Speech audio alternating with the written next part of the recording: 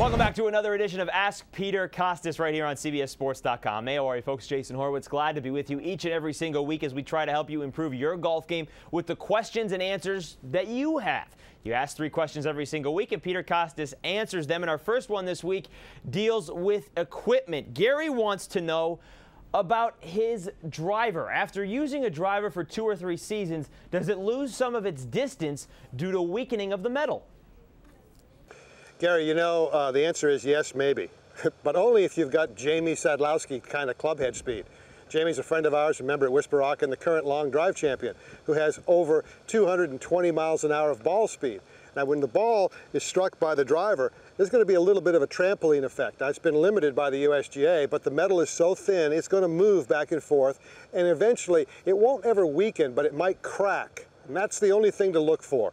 I think with most normal players and their normal club head speeds, it's going to be impossible to weaken the face of a driver, but it is possible to crack one if you have enough club head speed. And if it's cracked, you'll know because the driver will sound really tinny and the ball won't fly very well. Peter, our second question this week comes from Neil. One fairly consistent trait I've noticed in my swing is that I contact the ball toward the heel of the club, missing the middle of the sweet spot. I especially notice this on my driver. Are there some overall causes and fixes for this? Neil, here's the deal. Anytime players hit the ball toward the heel, their swing is coming at the golf ball too much from the inside, too much from this angle. When they're hitting it off the toe, they're generally coming too much outside in. So you're obviously coming too much from the inside, and that's what this drill is designed to help fix. If you tee up the golf ball, you've got a target line, just put a golf ball slightly inside your club head, about 6 or 8 inches behind the golf ball you're going to hit, and then put one slightly outside your club head, about 6 or 8 inches after impact. And learn to make swings where you come back down and you're going to feel the club missing the 2 outside golf balls and hitting the one that's on the tee. If you get too aggressive from the inside, you will hit the first ball, into the second ball, and into the third ball, and you're not going to look very cool.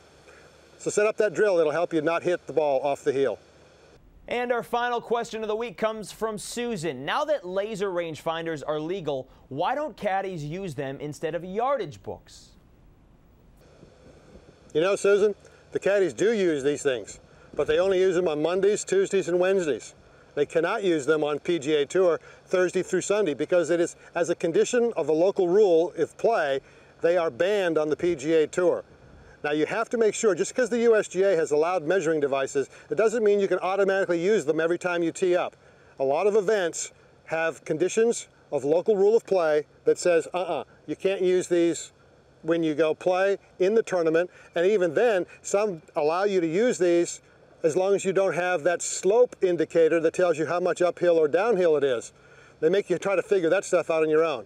So always check the local rules before you use a rangefinder.